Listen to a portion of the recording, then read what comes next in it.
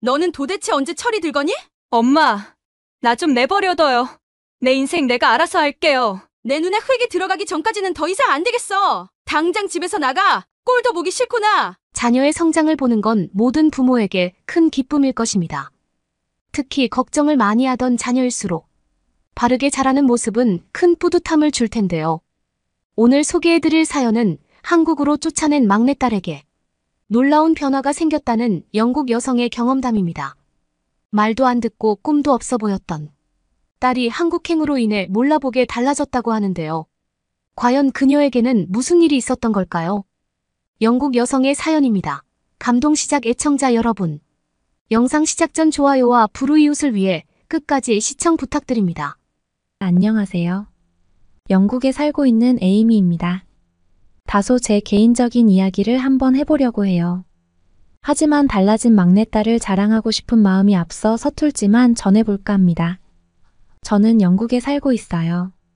평범한 가정주부이고 딸을 셋이나 키웠죠. 저는 항상 막내딸 걱정을 했습니다. 딸 셋이 있는데 큰아이는 자기 주장이 강해하고 싶은 일은 꼭 해낼 정도로 강인한 성격이었어요. 둘째는 세 자매 중 가운데 있어서 그런지 사회생활을 곧잘하는 성격으로 어디를 가더라도 무던하게 잘 지낼 걱정이 없었죠. 하지만 막내는 달랐어요. 사랑을 듬뿍 받고 자라서 그럴까요? 항상 부모가 해주거나 언니들이 해주는 걸 받기만 해서 그랬을까요? 도무지 스스로 하는 건 하나도 없는 아이였습니다.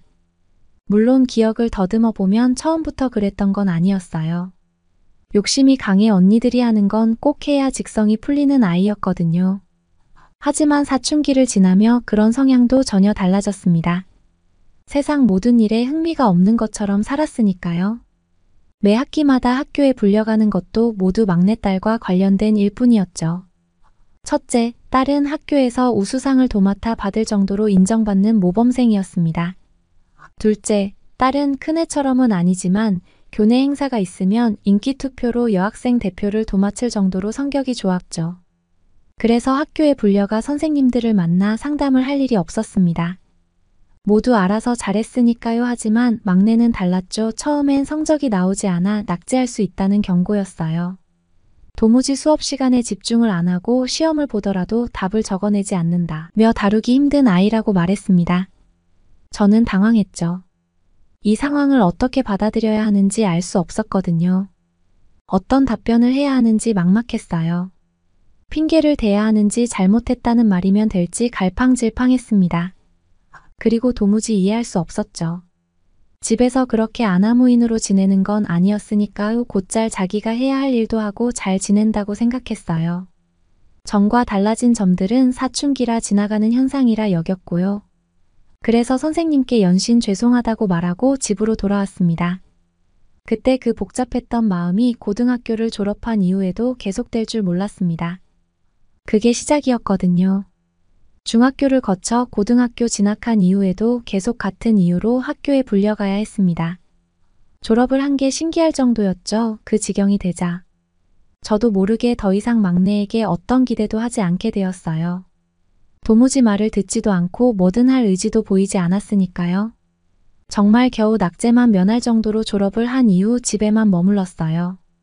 대학은 당연히 성적이 안 되니 불러주는 곳도 없었고 서류를 낸다 해도 받아주는 곳도 없었습니다.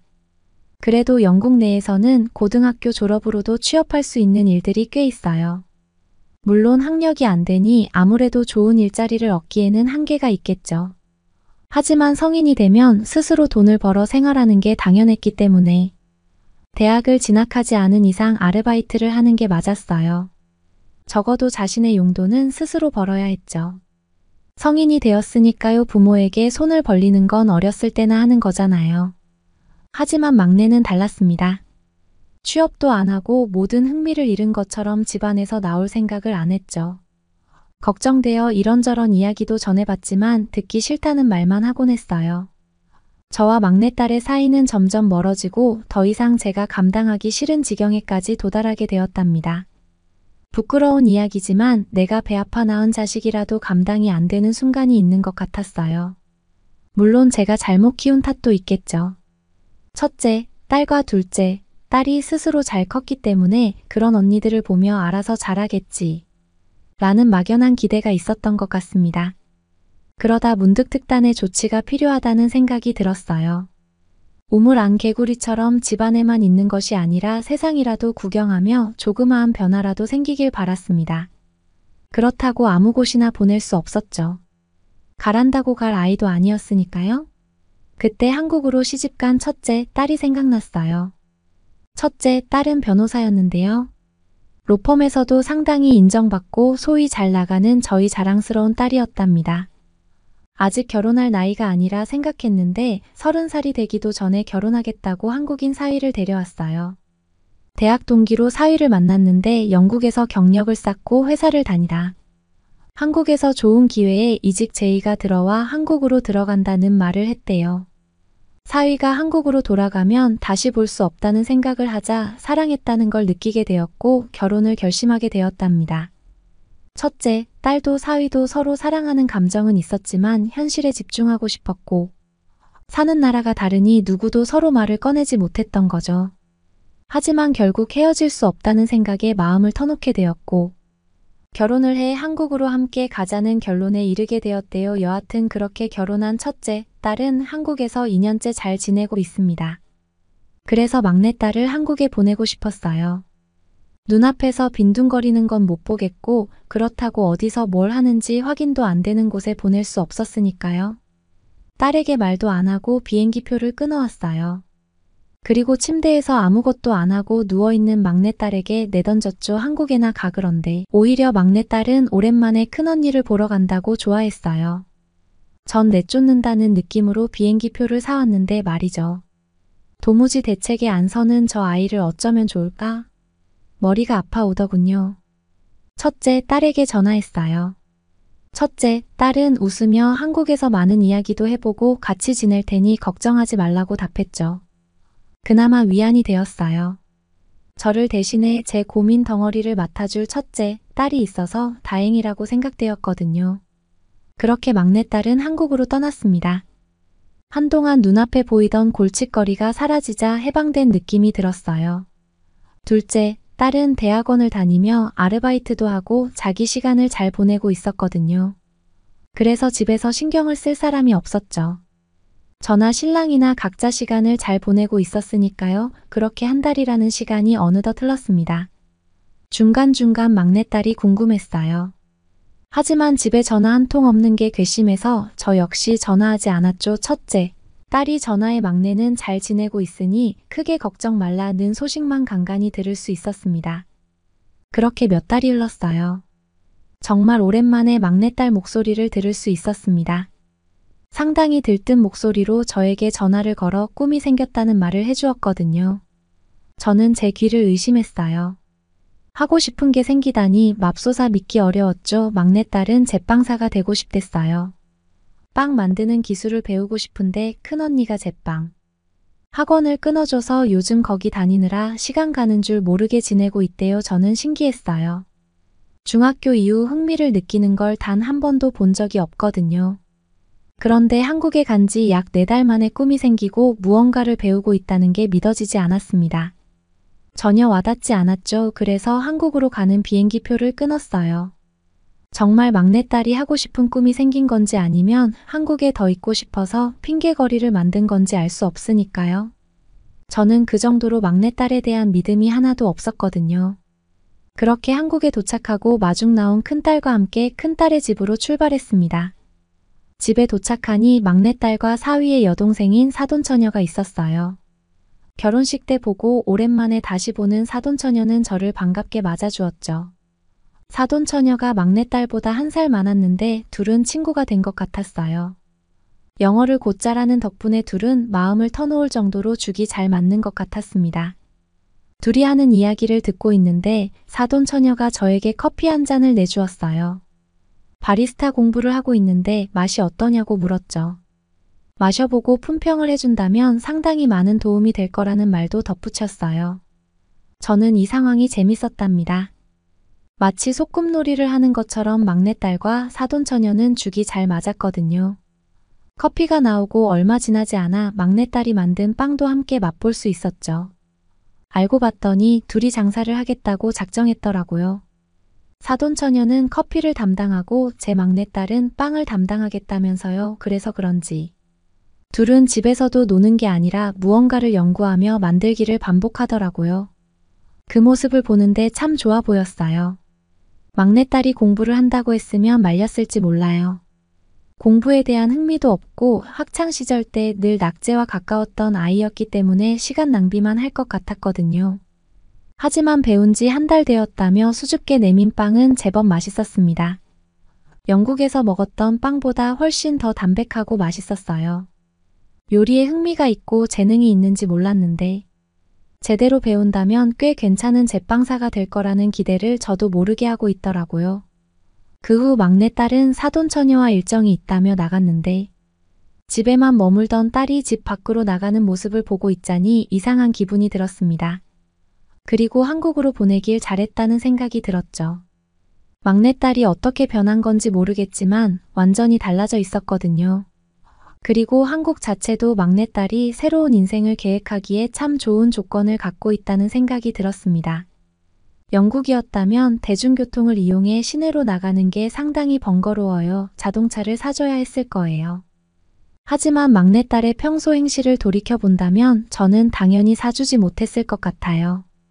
그리고 친구들과 만난다는 약속이 있을 때마다 번거롭지만 태워다 주겠죠. 사사건건 친구들과 관계를 확인하려 들었을지 몰라요. 영국 내에서 막내딸이 사귀는 친구라면 막내딸과 처지가 비슷하다는 편견으로 걱정이 앞섰을 것 같거든요. 하지만 한국은 달랐죠. 너무나 잘 큰 사돈처녀였기에 더 마음이 놓였어요. 똑같은 막내라 사랑을 듬뿍 받은 티가 났지만 막내딸과는 전혀 달랐죠. 스스로 하고 싶은 게 많은 모험심이 있었거든요. 그리고 사람을 즐겁게 만드는 재주도 있었어요. 같이 있으면 시간이 어떻게 가는 줄도 모르고 마법에 빠진 것처럼 사돈 처녀가 하는 이야기에 푹 빠졌거든요. 그런 사람이 옆에 있다는 건 제 막내딸에게 행운이었어요. 아무런 의욕도 없고 하고 싶은 것도 발견 못했던 아이였는데 진취적인 성향으로 바뀌었으니까요. 어쩌면 원래 그랬을지 모르죠. 하지만 영국에 있었다면 그저 문제아로 낙인 찍혀 있었을 거예요. 막내딸의 진면목을 보고 이끌어줄 사람이 없었으니까요. 부끄럽지만 엄마인 저 역시도 문제아의 시선으로 바라보며 막내딸이 정말 무엇을 할 수 있을지 깊이 생각하지 않았습니다. 방구석에 처박혀 아무것도 안 한다고 잔소리만 해댔지 나올 수 있도록 끊임없이 이야기하며 밝은 기운을 전해주지 못했죠. 하지만 한국에서의 모습들은 그동안 제가 보던 것과 전혀 달랐어요. 위층 자기 방에서 아래층 주방으로 내려오는 것도 끔찍하게 싫어했던 막내딸은 첫째 딸 집에서 10분 떨어진 편의점도 아무렇지 않게 다녀올 정도로 변했거든요. 한국에 일주일 머물렀는데 그 시간 동안 한 번도 막내딸이 침대에 있는 걸 보지 못했어요. 물론 자는 시간 빼고요. 영국이라면 자는 시간 외에도 항상 침대에 누워 무기력한 생활을 했을 텐데 말입니다. 정오쯤 사돈처녀가 오면 각자 연습했던 일과들을 공유하고 각자 커피와 빵을 만들고 맛보며 한참 열띤 토론도 하더라고요. 한국으로 오고 나서 남들처럼 부지런히 사는 일상을 드디어 살게 된 거예요. 제가 영국에서 그렇게 바라던 모습이었고 어떻게든 하고 싶었지만 할 의지도 안 보였던 막내딸이 한국에서 변한 거죠. 누가 시키지도 않았는데 스스로요. 그 모습을 보는데 안도감이 들었습니다. 한국을 너무 좋아하는 게 눈에 보였거든요. 혼자 있었다고 하더라도 좋게 봤을 거예요. 그런데 첫째, 딸도 있고 든든한 사위도 있고 좋은 친구가 된 사돈처녀도 있으니 오히려 영국에서 지내는 것보다 훨씬 나을 거라는 생각이 들었습니다. 한국으로 내쫓다시피 하며 보냈는데 그게 이렇게 좋은 결과로 이어질 거라고 전혀 예측하지 못했죠. 꿈이 생겨 그 꿈을 향해 열심히 달려가는 모습도 확인할 수 있었습니다. 제가 너무 바라던 일들이 한국에 온 지 단 3개월 만에 되었다는 것도 너무 감사했어요. 바쁘게 살아가는 한국의 시스템이 막내딸에게 맞았던 것 같습니다. 그리고 제가 다시 영국으로 돌아오기 전날 막내딸과 진솔한 이야기를 할 수 있었어요. 영국에서는 무엇을 해야 하는지 찾기 힘들었대요. 언니들은 각자 자기가 하는 일로 바쁘고 엄마는 자기를 한심하게 보는 것 같아 어느 순간 아무것도 하기 싫었답니다. 무엇이든 하게 되면 관심을 받게 되고 행여나 못하게 되면 다시 비난을 받을 거라 걱정이 더 앞섰던 거죠. 하지만 한국으로 오니 마음이 편했대요. 우선 눈앞에 엄마가 없으니 하고 싶은 대로 해도 괜찮다는 생각이 들었답니다. 그리고 또래인 사돈처녀를 만나 카페를 다니며 농담처럼 주고받던 말이 진짜가 되어가니 차츰 흥미를 찾기 시작했다고 말했죠. 그리고 이젠 제법 큰 카페에서 아르바이트를 하게 되었다는 이야기도 전했습니다. 아무래도 카페를 운영하려면 큰 카페가 어떻게 돌아가는지 알아야 할 것 같다고 제법 사업가처럼 이야기도 하더라고요. 저는 막내딸을 꼭 안아주었습니다. 변한 모습이 너무 대견스럽기도 하면서 감동을 받았거든요. 이렇게 진취적인 아이를 아무것도 모르고 그저 미래가 어둡다고 타박했으니 제가 얼마나 나쁜 엄마였는지 반성도 했답니다. 그리고 진지하게 앞으론 무엇이든 믿고 지지하는 엄마가 되겠다고 말했어요. 그리고 제법 사업가다운 기질을 보인다고 칭찬도 했습니다. 그동안 표현하지 못했던 마음들이 쌓이고 쌓여 거리를 더 멀게 만들었다는 거 이젠 알았으니까요. 그리고 영국으로 돌아오고 1년쯤 지났는데 반가운 소식을 하나 받았어요. 그동안 막내딸이 준비를 마치고 사돈처녀와 새로운 가게를 시작했다고요. 더욱 밤 굽는 실력도 향상되었고 한국어도 많이 배웠다면서 이제는 본격적으로 자신의 가게를 열게 되었대요. 그래서 자랑할 겸 이 소식을 누군가에게 전하고 싶었어요. 한국에서 꿈을 펼치고 성장할 막내딸이 너무 대견하지 않나요? 여러분은 이번 사연에서 어떤 걸 느끼셨나요? 변하지 못할 것 같던 막내딸이 생각지도 못한 한국 생활로 인해 큰 변화를 하게 되었는데요. 새로운 꿈과 희망을 찾게 된 그녀를 위해 큰 축하의 박수를 전하고 싶습니다. 다행히 가족의 지원과 한국의 환경이 막내딸이 꿈을 갖게 하는데 큰 힘이 된 것 같은데요. 앞으로도 끊임없는 도전을 통해 더욱 발전하는 그녀가 되었으면 좋겠습니다. 그리고 어머니에게 전하고 싶은 한마디가 있는데요. 가끔씩 힘들고 어려운 순간이 있을 수도 있습니다.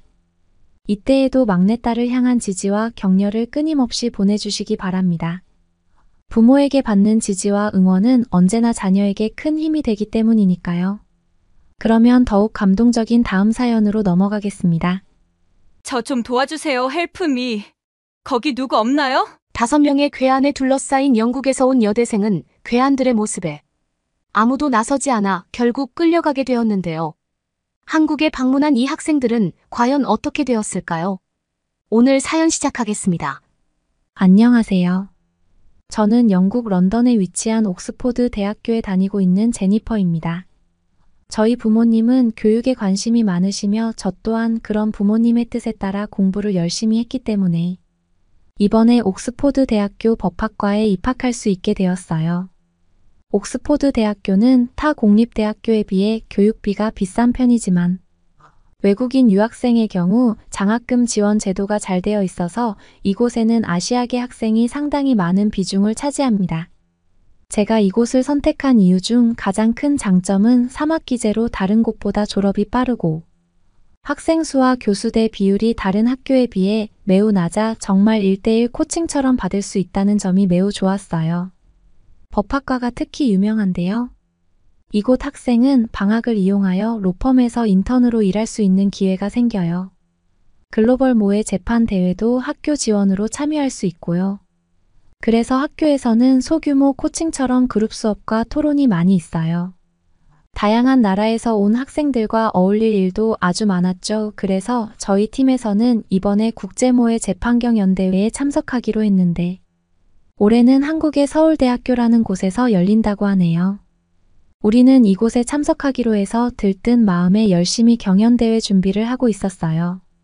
저희 부모님 모두 한국으로 토론 대회를 나간다고 했을 때 엄청 걱정하셨지만 그래도 위험한 국가의 단체로 가니 어쩌면 이번 기회에 경험하는 것도 나쁘지 않겠다 하시더라고요. 아버지는 언제나 현명한 판단을 하시는 편이에요. 정말 존경스러워요. 비행기에서 내려 터미널에 들어서자마자 저는 광활한 공간에 압도당했습니다. 천장이 높고 자연광이 가득 들어오는 공간은 공항을 교통의 중심이라고 하기보다는 현대미술관처럼 느껴지게 했습니다. 어디를 둘러보아도 세련된 디자인과 최첨단 시설이 눈에 띄었습니다. 공항 내에 공연이 있다며 한복을 입고 지나가는 공연단을 보았는데 공항 한편에서 이렇게 아름다운 공연을 볼 수 있다는 것에 놀라웠습니다. 모든 것이 체계적으로 정리되어 있어서 놀랐습니다. 표지판은 명확하고 여러 언어로 되어 있어서 쉽게 찾을 수 있었습니다. 입국 심사 또한 얼마나 빨리 진행되는지 정말 편리하더라고요. 혼란스럽고 스트레스가 많은 공항을 경험한 저로서는 신선한 변화였습니다. 심지어 가장 놀랐던 점은 한국 공항 철도를 이용하면 5,000원도 안 되는 돈으로 공항에서부터 시내까지 30분 만에 이동이 가능하다는 것이었어요. 영국에는 공항이 많지만 시내에서 굉장히 멀어서 아주 비싼 돈을 내고 관광버스를 타고 이동을 해야 하거든요. 사실 저 같은 학생들은 부모님이 공항까지 데려다 주지 않는 이상 이동하기가 힘들어요. 아니면 기차와 같은 공항철도 이용해야 하는데 이건 역시 예약이 필수고 이동하는 시간도 굉장히 오래 걸리거든요. 한국은 대중교통 시스템이 아주 편리하다고 느껴졌어요. 저는 어릴 때부터 부모님과 해외여행을 자주 했는데 유럽과 비교해 인프라가 거의 없는 나라일 거라 생각했는데 제가 가본 유럽 어떤 나라보다 인프라가 더 훌륭하게 형성되어 있었어요. 우리가 묵은 숙소는 높은 고층 빌딩과 네온사인으로 둘러싸인 번화가에 있었습니다. 늦은 시간에도 서울은 매우 현란하더라고요. 잠들지 않는 듯 하면서도 질서와 평온함이 공기에 스며들어 있는 서울의 에너지를 느낄 수 있었습니다. 국제 토론 행사에 갔을 때 저는 평소 영국에서 다녀온 행사와는 다르다는 것을 알았습니다. 분명 낯선 도시인데 편안하면서도 안정감 있는 이 느낌이 뭔가 생각하던 중 친구한테 말했더니 양복이나 경찰복을 입은 사람들이 없어 생각해보니까 선생님이나 주최하시는 분들만 있으시네. 뭔가 위축되는 게 없다라고 말했어요. 영국에서 고등학교 행사는 보통 경호원들이 눈에 띄게 배치된 딱딱하고 형식적인 행사였습니다. 혹시 모를 위험에 항상 경호원들과 경찰관들이 배치되어 있거든요. 하지만 서울에서는 진정한 의미의 축하 행사였습니다. 모두가 편안해 보였어요. 영국에서는 공공행사에서 어느 정도의 보안을 유지하는 것이 거의 당연한 일이거든요. 이곳의 분위기는 편안하고 즐거웠습니다. 한국 학생들이 어찌나 토론에 열정적인지 몰랐어요. 영어로 하는 토론인데도 정말 막힘없이 논리를 펼치는 한국 학생들의 모습에 놀라움을 금치 못했습니다. 역시 교육열이 뛰어난 나라다웠어요. 저희도 정말 열심히 주장을 펼쳤지만 아쉽게도 수상은 하지 못했습니다. 한국은 천연자원이 부족해서 인적자원을 많이 개발했다고 하는데 역시 똑똑한 사람들이 많은 나라다웠어요. 실제로 요즘은 영국 금융시장에서도 뛰어난 한국인 펀드 매니저들이 일하고 있거든요. 그 사람들의 일처리 능력이 이렇게 학생 때부터 오는 거구나 싶었어요. 시상식은 꽃과 배너로 아름답게 장식된 대형 강당에서 열렸습니다. 공기는 활기찬 대화와 웃음소리로 가득 차 있었는데 이는 고향에서 열린 비슷한 행사의 차분 분위기와는 극명한 대조가 있었어요. 수상자들이 입장하자 박수와 환호가 터져나왔습니다. 우아하게 차려입고 꽃다발을 든 졸업생들을 보면서 저는 감탄사가 절로 나왔습니다. 보안을 중시하는 형식적인 국내 행사에서는 종종 느낄 수 없었던 따뜻함과 공동체 의식이 이곳에서 느껴졌습니다. 저희도 우승을 하지는 못했지만 우승한 한국 학생들을 진심으로 축하해 줄 수 있었어요. 그렇게 대회를 마치고 저희는 서울에서 관광을 하기로 했어요. 우선 젊은이들이 많다고 하는 명동에 가봤어요. 밤거리가 정말 화려하고 구경할 것도 많고 맛있는 게 너무 많아서 저희는 신이 나서 돌아다녔는데요. 늦은 시간까지도 돌아다니는 어린 학생들이 많다는 것이 정말 놀라웠습니다. 영국에서라면 상상도 할 수 없는 밤거리 풍경이었어요. 영국은 물가가 비싸기도 하지만 대중교통 교통수단이 부족해서 차가 없으면 다니기가 힘들어요. 한국은 교통카드 한 장이면 어디든 갈 수 있더라고요.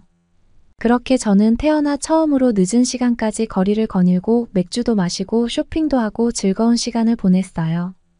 한국이 정말 안전한 곳이구나. 인터넷 속도도 빠르고 배달 음식도 영국과 비교했을 때 정말이지 너무 차이가 많아 이루다 나열하기 힘들 정도네요. 한국인 학생들과 같이 온 대회 참가자들 모두 이태원이라는 곳으로 이동해서 법에서 더 이야기를 나누기로 하고 다음 장소로 향했는데요. 골목 예쁜 가게들이 많아서 구경하다가 저는 무리해서 혼자 떨어져 있는 줄도 모르고 신나게 구경을 하고 있었죠. 돌아보니 일행이 한 명도 옆에 없는 것을 알고 친구에게 전화를 하려고 보니 핸드폰도 사진을 너무 많이 찍어 배터리가 없었어요. 어떻게 해야 하나 두리번거리는데 이 근처는 작가와 분위기가 다르고 여러 시끄러운 소리들이 많이 들리는지 갑자기 혼란스러워졌어요. 한국인들의 말투는 굉장히 다정하고 부드러운데 아시아인들과 다양한 외국인들이 많았던 이곳에서는 한국인의 목소리는 들리지 않는 것 같았어요. 그때부터 갑자기 너무 낯선 분위기에 두려움이 생기기 시작했는데 그때 갑자기 4~5명의 무리가 저에게 말을 거는데 전혀 알아들을 수 없었어요. 저는 영어로 이야기해달라고 말했지만 그들은 웃으며 계속 무언가 말하는데 어디로 가자는 제스처를 계속하며 자기들끼리 웃고 있었어요. 학교에서 다양한 인종을 많이 경험해봤기 때문에 저는 알아들을 수는 없는 말이었지만 그들은 중국인이라는 것을 알 수 있었어요. 중국인들과 한국인은 확연히 다른 분위기예요. 한국인들은 깔끔하고 단정하고 다정한 목소리를 가졌는데 중국인들은 일단 여자나 남자 머리가 떡진 사람이 많아요. 어투에서도 상당히 싸우는 듯한 화내는 말투이기도 하고요. 딱 그런 말투였어요. 그 주변을 지나는 다른 외국인들도 많았는데 아무도 저를 신경 쓰지 않는 것 같았어요. 저는 이대로 끝나는구나, 이젠 가망이 없구나라고 생각을 제 팔을 양쪽에서 잡고 골목길 쪽으로 질질 끌려갔습니다. 끝나버릴 것 같았습니다. 그런데 그 순간 오른쪽 편에서 어떤 남자가 나타나더니 납치범들을 향해 뭐라고 소리치는 것입니다. 저는 지푸라기 잡는 심정으로 헬프미를 외쳐댔습니다. 그러자 그 남자는 그 일행들과 얘기를 나눈 후 굳은 표정으로 저를 쳐다보는 것이었습니다. 그리고 납치범들로부터 그 남자는 포위를 당하게 됩니다. 그 남자는 키는 180 정도의 날씬한 몸매였지만 상당히 단단한 몸 같았어요. 납치범들이 먼저 주먹을 휘두르며 그 남자를 제압하려 했지만 그 남자는 발만 사용하여 납치범들을 제압하고 있었습니다. 그러자 남자는 저에게 다가와 영어로 납치범들이 금방 일어나 쫓아올 수 있으니 뛰자는 겁니다. 그래서 정신없이 한참을 그 남자분과 뛰어갔습니다. 어느 정도 뛰었는지 모르지 하지만 사람들이 많이 모여있는 광장 같은 곳에 도착하게 되었습니다. 마침 근처에 편의점이 있어 그 남자분은 물을 한 통 사와 저에게 마시라고 했습니다. 아까 그 납치범 일행들은 중국인들이었고 저를 데려가겠다는 위협을 했다고 합니다. 광장으로 나온 더 이상 그런 무리는 없었고 위험해 보이는 사람들도 눈에 띄지 않았죠. 많은 외국인들 사이에서 저를 중국인 무리에게서 구해준 한국 남자에게 정말 고마움을 느꼈어요. 무언가 더 살해를 하고 싶지만 그때 가지고 있는 돈도 별로 없었고 해서 제가 식사 대접이라도 하고 싶으니 연락처를 알려달라고 했어요. 그 남자는 괜찮다고 정중하게 사양하면서 이태원에는 다양한 외국인이 많으니 안전하게 그쪽으로는 가지 말라고 조심하라고 하며 저를 숙소까지 안전하게 데려다 주겠다고 했어요. 아주 준수하게 하던 그 사람과 지하철에서 오는 내내 한국에 대한 이야기를 하며 어떻게 오게 되었는지 이야기하면서 오는데 정말 대화가 끊이지 않았어요. 그 남자는 이진영이라는 이름이었고 아까 발로 했던 무술이 한국의 태권도라고 했습니다. 제가 무술이라고 하니 쑥스러운 듯 웃으며 한국 남자들 대부분 이 정도는 할 수 있다고 별거 아니라며 전혀 자랑하지 않았어요. 5명이나 되는 외국인을 발로만 제압할 수 있다니 이게 엄청난 무술이 아니라니. 한국 남자들은 다들 이런가요? 그리고 무술을 하는 유단자가 아니여도 그렇게 낯선 외국인들의 우리 속에 겁없이 혼자서 뛰어드는 사람은 아마도 제가 생각하기엔 영국에서도 없을 것 같아요. 아까 같았던 위험한 상황에서 저를 구해줄 사람은 저희 아빠 한 사람 정도일까요? 그리고 그 한 남자 이진영. 그렇게 짧은 시간 대화를 나누며 지하철을 타 제가 묵은 숙소에 도착했어요. 아직 일행들이 거리에 있을 것 같아서 저는 혼자서 숙소로 올라갔는데 왜 이렇게 두근거리고 마음이 진정되지 않는 걸까요? 아까 무서운 일을 당할 뻔해서 그런 거겠죠. 친구들에게 있었던 일을 이야기하니 다들 너무 놀랐고 같이 있어주지 못해서 미안하다며 한국이 전혀 위험하지 않게 생각돼서 다들 너무 안일했다고 하더라고요. 그렇게 저는 마음속에 잊혀지지 않는 이름을 생각하면서 남은 한국 관광을 시작했어요. 이상하죠? 친구들과 대화하면서도 온통 그 남자만 머릿속에 가득한 거예요. 경복궁으로 향했는데요. 특별히 경복궁을 찾은 이유가 있었다기보다는 추천이 많기도 했고 역사와 빈티지 문화도 좋아하고 특히 이런 건축물은 영국에서 볼 수 없으니 저희들에게는 꿈의 관광지이거든요. 경복궁에 가까워지면서 마치 타임머신을 타고 시간여행을 하듯 미래도시를 지나 과거로 이어지는 듯한 기분이 들었고 광화문을 지나 펼쳐지는 경복궁의 모습에 깜짝 놀라버렸는데요. 세상에 너무 아름답고 훌륭했습니다. 저를 제외하고도 외국인 관광객들의 모습이 심심치 않게 눈에 들어왔는데요. 그중엔 한복을 입은 사람들도 있었고 모두들 너무 행복한 표정으로 사진도 찍고 즐거워 보였어요. 저희도 한복을 대여하기로 하고 가서 봤는데 정말 화려한 색감이더라고요.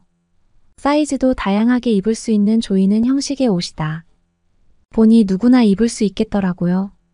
한복을 입고 결혼을 안 한 아가씨가 하는 머리라며 댕기머리를 해주셨는데 정말 귀여웠어요.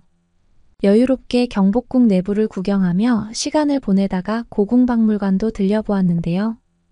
고궁박물관에는 조선의 왕실과 대한제국의 황실 문화에 관련된 전시물과 설명이 덧붙여 있었습니다. 전시물들을 구경하는 동안 한국이라는 나라에 대해서 전혀 알지도 못했고 관심도 없었는데 이렇게 오래되고 굉장한 나라가 있었다니 지금까지 존재 자체도 모르고 있었던 게 오히려 이상하게 느껴질 정도로 경외심 같은 게 생기게 되었습니다. 단편적이지만 한국을 조금이라도 알게 된 것 같고 한국에 온 건 정말 잘한 것 같다는 생각이 들었어요. 그렇게 저희는 한복을 입은 채로 구경을 하며 덕수궁 돌담길이라는 곳까지 왔는데요. 화려한 도시 머릿속에 정말 아름다운 경관이었어요. 잠시 돌담길에 기대서서 사진도 찍고 음료수도 마시고 벽에 기대어 쉬고 있는데 그때 심장이 엄청 빨리 뛰고 두근거리는 거예요. 일행들 사이 저쪽에서 걸어오는 한 남자 이진영 그도 다른 무리에 속해 이야기를 나누며 걸어오더라고요. 저와 눈이 마주치고 다시 일행들과 이야기 나누고 저희는 그 돌담길에서 잠깐의 시간 동안 시공간이 멈춘 느낌으로 계속 서로의 눈을 바라보며 지나가고 있었어요. 이야기를 하고 싶었지만 서로의 일행들과 대화가 있어 우리는 그 길을 지나는 내내 서로 계속 눈빛 교환으로 엇갈리게 되었어요.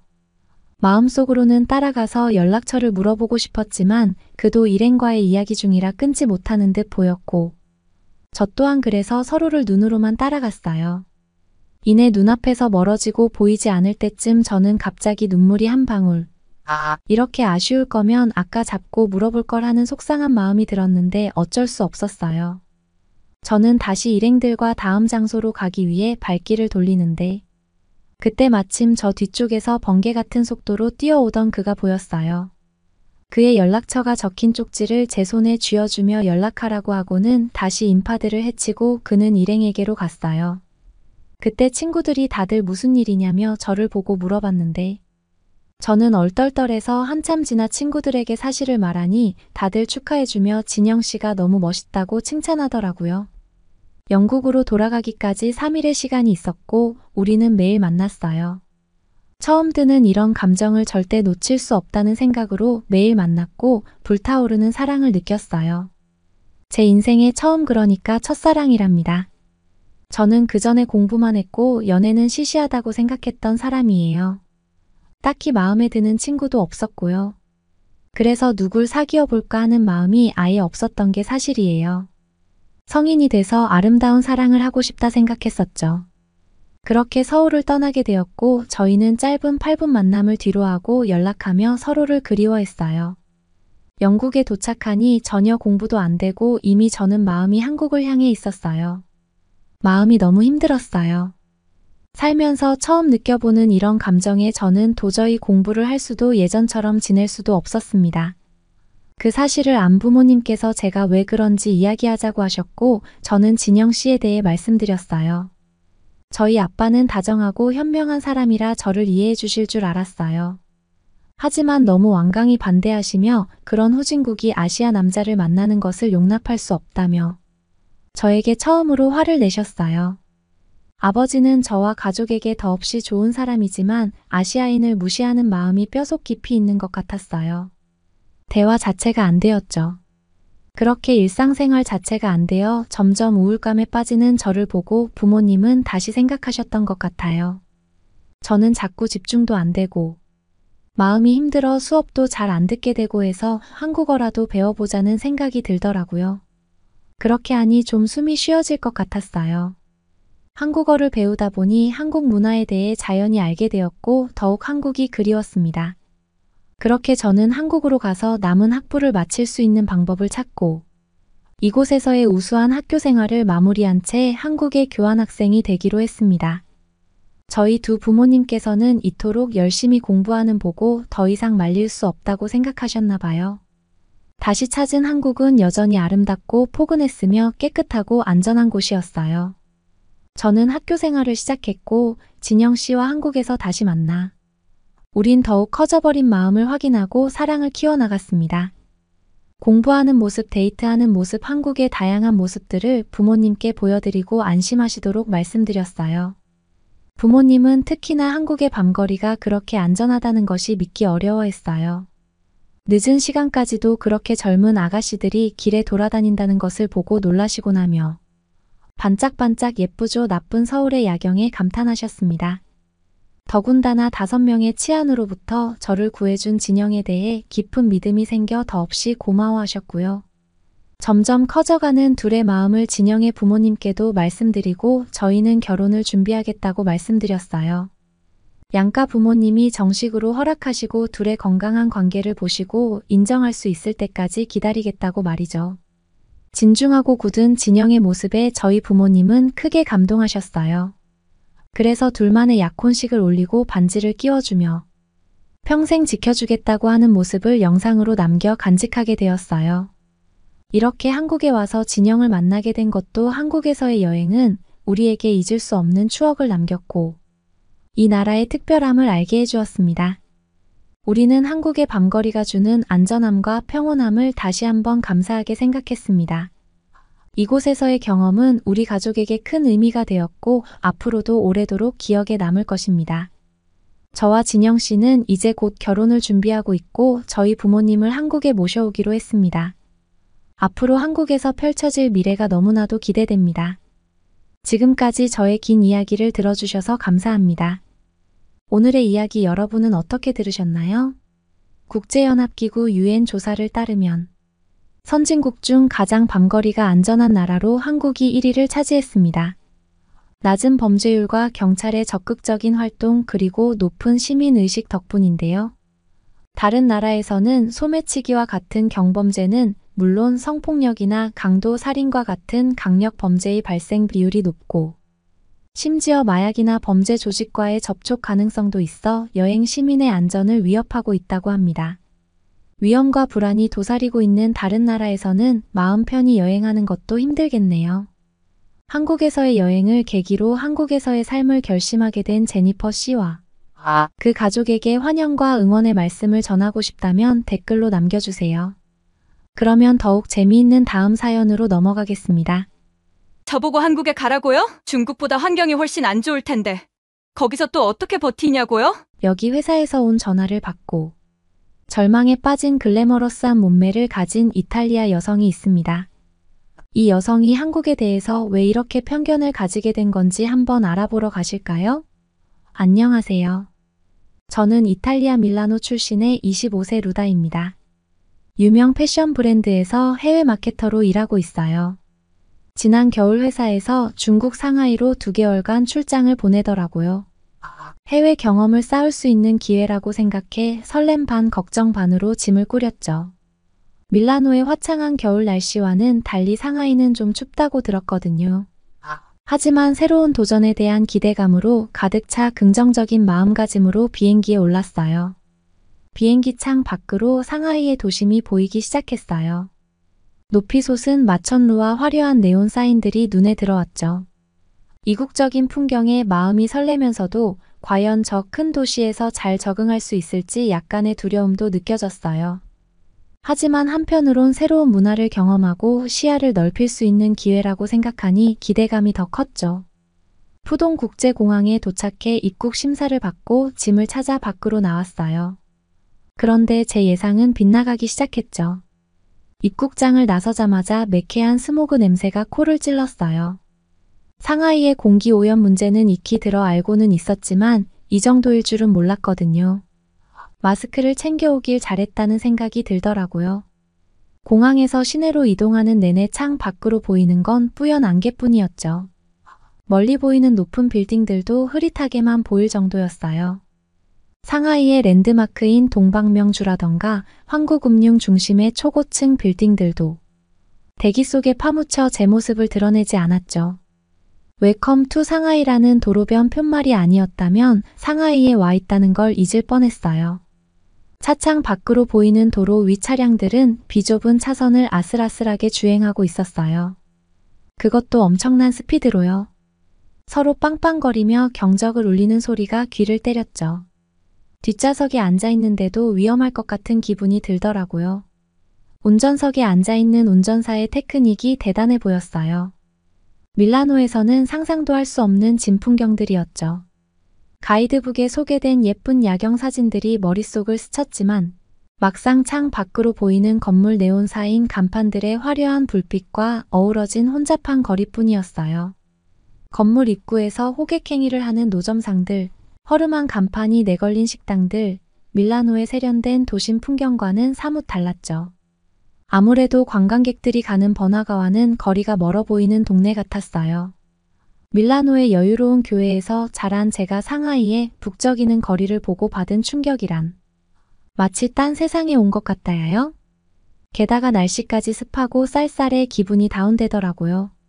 벌써부터 2개월간 버텨야 할 상하이 생활이 걱정되기 시작했죠. 그렇게 1시간 남짓을 달려 드디어 숙소 앞에 도착했어요. 그런데 충격은 배가 되었죠. 제가 투숙하게 될 아파트라는 건물은 누가 봐도 노후된 외관이었거든요. 5층짜리 건물인데 외벽에는 페인트가 벗겨진 자국이 가득했고 입구에는 쓰레기가 수북이 쌓여 있었어요. 상상했던 깔끔한 레지던스와는 거리가 멀어 보이는 집이었죠. 순간 머릿속이 하얘졌어요.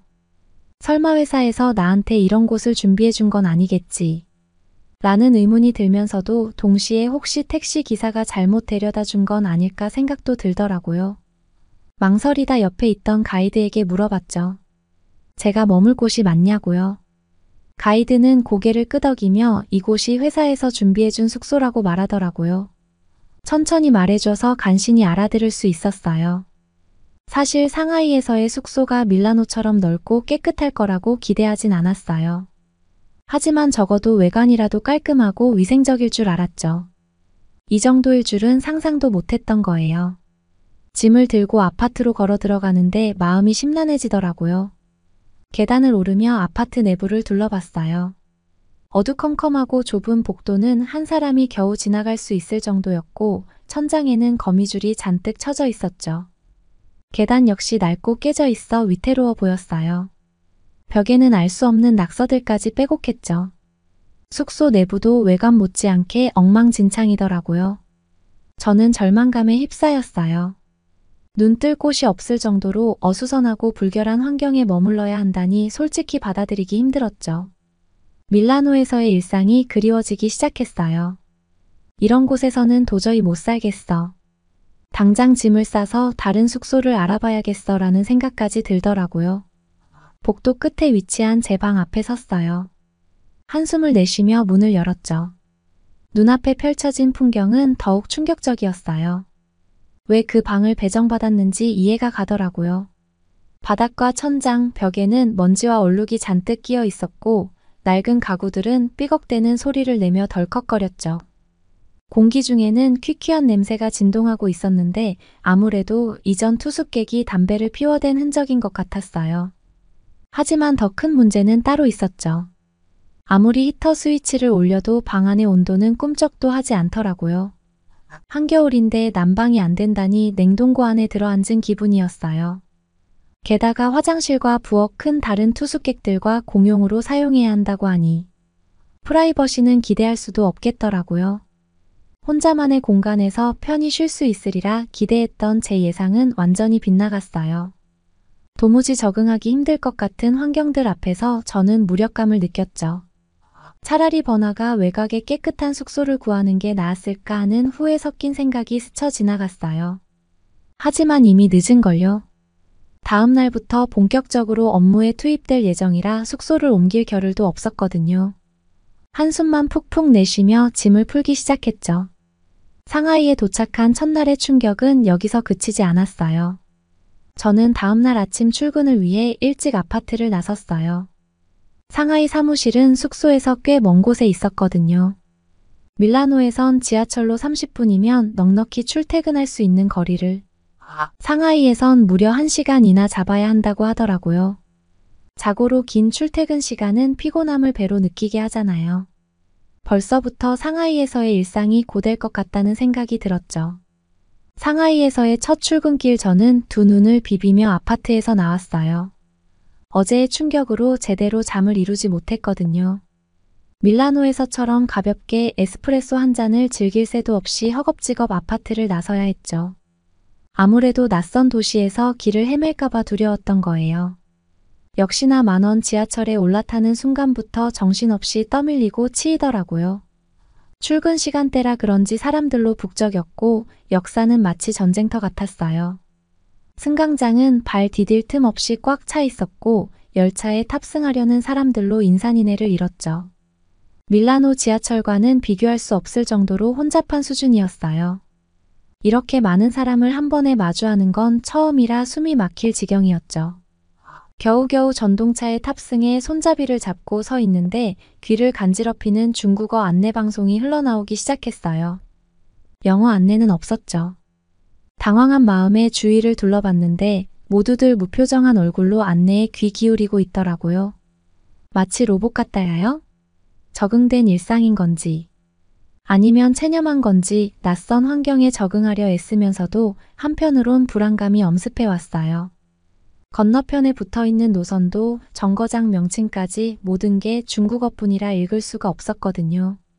내가 제대로 가고 있는 건지 여기서 내려야 하는 건지 알 길이 없었죠. 마치 미로에 갇혀버린 기분이었어요. 이런 상황에 대비해 동료에게 미리 배운 짧은 중국어 문장들을 곱씹어봤어요. 여기서 내립니다. 저 좀 지나가겠습니다. 같은 것들이요. 하지만 내 얕은 언어 실력으로 이 난관을 헤쳐나갈 수 있을지 자신이 없더라고요. 그저 무작정 술술 외운 문장을 천천히 되뇌며 간신히 목적지 정거장에서 하차할 수 있었죠. 개찰구를 빠져나와 에스컬레이터에 올라탔어요. 드디어 지상으로 나오는구나 한숨을 돌리려는 찰나 밀려드는 출근길 인파에 거의 떠밀리다시피 밖으로 나왔죠. 눈앞에 펼쳐진 상하이 시내 모습에 또 한 번 놀라고 말았어요. 빌딩 숲 사이로 좁은 도로가 미로처럼 얽혀 있는데 자동차들은 마치 쥐불놀이하듯 경적을 울리며 내달리고 있었죠.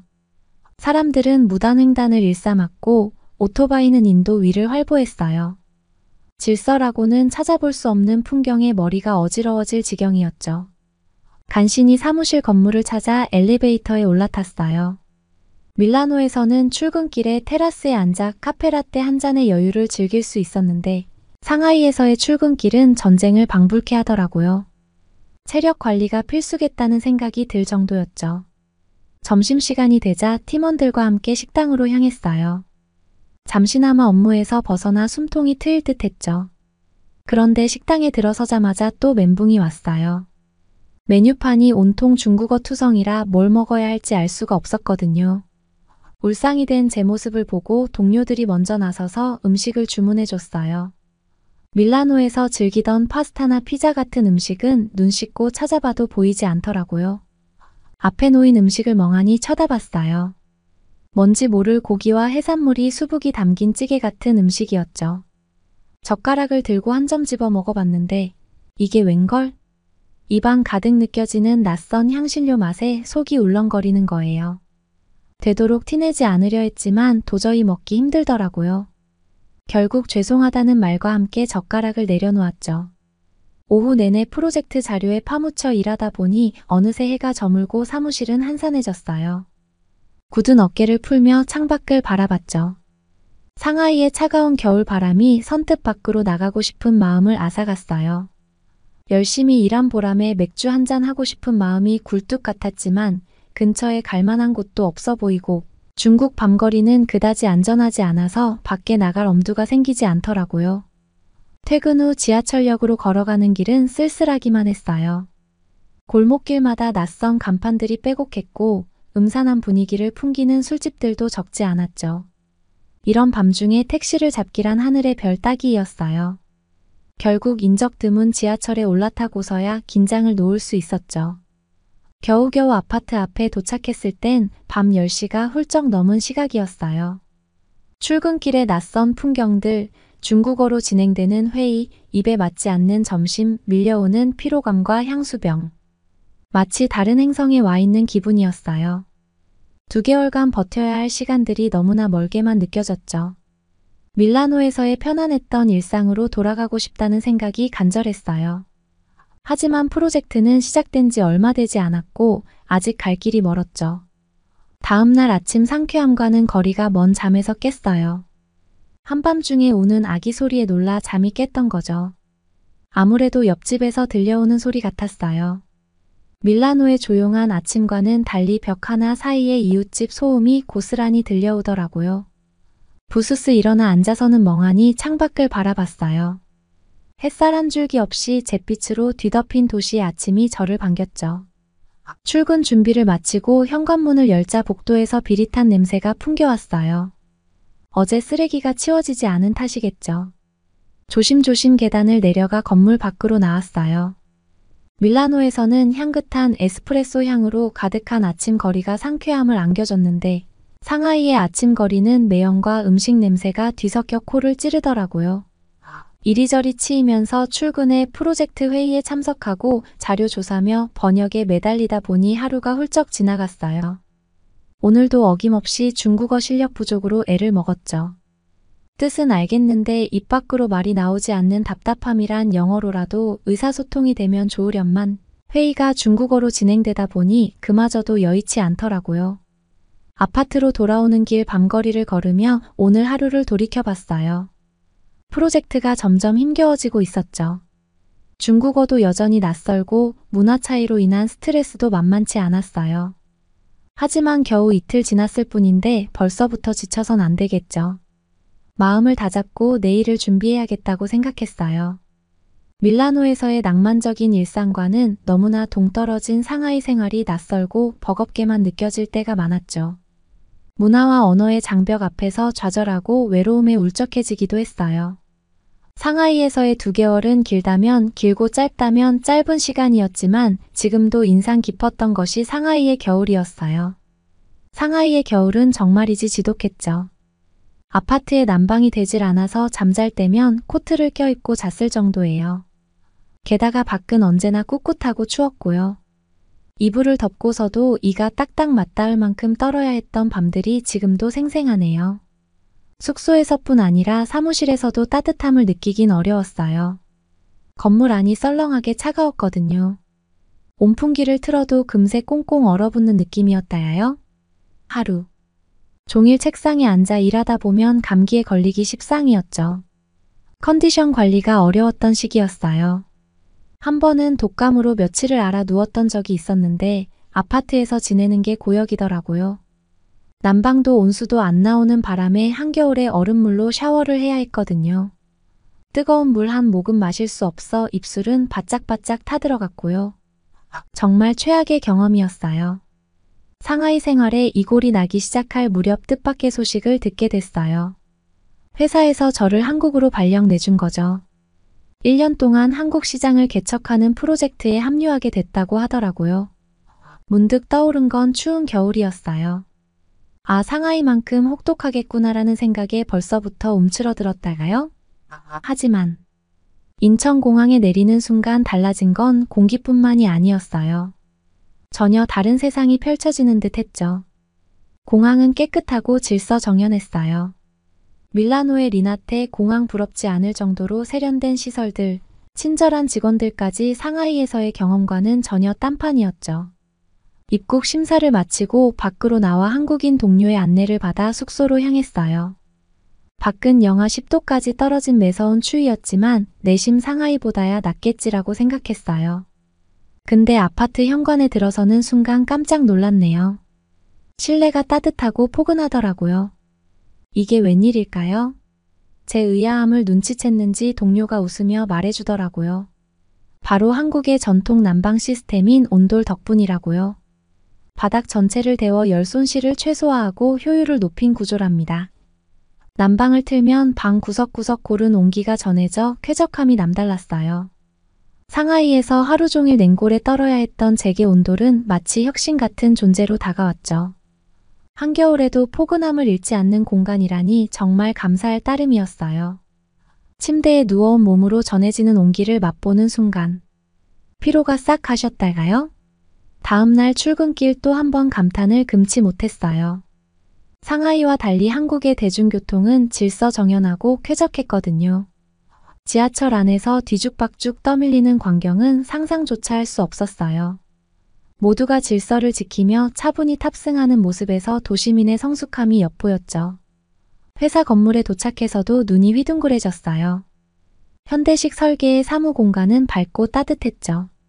세련된 인테리어와 쾌적한 환경이 업무 효율을 높여줄 것만 같았어요. 상하이 사무실의 을씨년스러운 분위기하고는 천지 차이였죠.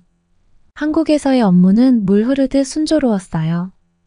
회의는 주로 영어로 진행됐고 의사소통에 큰 문제가 없었거든요. 뛰어난 실력과 성실한 자세로 임하는 동료들의 모습도 인상적이었어요. 함께 성과를 쌓아가는 보람이 컸죠. 일과 후에는 주변을 둘러볼 시간도 가졌어요. 상하이에선 낯설고 위험해 보이던 밤거리 풍경과 달리 서울은 활기차고 매력적이더라고요. 퇴근 후 동료들과 즐길 수 있는 맛집이 아주 많았죠. 주말이면 서울 곳곳을 누비며 새로운 경험을 쌓았어요. 아기자기한 가게들이 늘어선 이태원 거리, 고즈넉한 분위기의 북촌 한옥마을, 트렌디한 감성이 묻어나는 가로수길까지 볼거리 즐길거리가 넘쳤죠. 밀라노에서 즐기던 여유로운 산책의 감성을 서울에서도 느낄 수 있었달까요? 계절이 한 바퀴 돌아 여름이 오고 가을이 깊어지고 겨울이 성큼 다가왔어요. 1년의 계약 기간이 끝나갈 무렵 회사에서 좋은 소식을 전해왔죠. 프로젝트가 성공적이었고 현지 지사 운영이 확정되었다고요. 덕분에 한국에서의 근무 연장 제안을 받게 되었어요. 망설임 없이 수락을 했죠. 한국에서의 일상이 편안하고 즐거웠으니까요. 밀라노의 가족들에겐 아쉬운 마음을 전했지만 저의 선택을 존중해 주셨어요. 새로운 터전에서 뿌리 내리는 딸의 모습을 기특하게 여기신다고 하시더라고요. 그렇게 한국행을 결심하고 어느덧 1년이 훌쩍 지났네요. 그간의 변화를 돌아보니 감회가 새롭습니다. 온돌 없는 겨울은 상상할 수 없다는 말이 절로 나올 정도로 한국 생활에 녹아든 것 같아요. 가끔은 밀라노가 그립기도 하지만 매일의 행복 속에 묻혀 살고 있죠. 이 모든 게 한국이라는 나라를 만난 덕분이라는 생각이 듭니다. 따뜻한 온돌 문화는 물론 배려와 친절이 숨은 사람들의 정 덕분에 상하이에서의 아픔도 극복할 수 있었죠. 버스나 지하철에서 노약자를 위해 자리를 양보하는 모습, 어려움에 처한 이웃을 돕는 모습에서 사회의 성숙함을 엿볼 수 있었고요. 무엇보다 일과 삶의 균형을 중시하는 문화가 좋더라고요. 상하이에서 쉼없는 야근과 회식이 일상이었다면 한국에선 워라밸을 지키려는 노력이 돋보였다요. 정시 퇴근 후 가족 친구와 여가를 즐기는 라이프 스타일이 부러웠어요. 나아가 육아휴직 같은 복지 제도를 보며 일하기 좋은 나라로서의 면모도 실감했답니다. 정이 넘치는 한국에서 앞으로의 생활도 기대가 됩니다. 여러분은 어떻게 보셨나요? 응원과 격려의 한마디씩을 댓글로 남겨주시기 바랍니다. 사연자분들에게 전달해드리겠습니다. 실제 사연 제보를 받고 있습니다. 채택되신 분께는 작은 선물도 보내드리고 있습니다. 저희의 사연이 여러분의 하루에 작은 힘이 될 수 있었으면 좋겠습니다. 감동적인 사연을 주변 분들과 이야기 나눠보세요. 더욱더 좋은 영상으로 다시 찾아뵙겠습니다.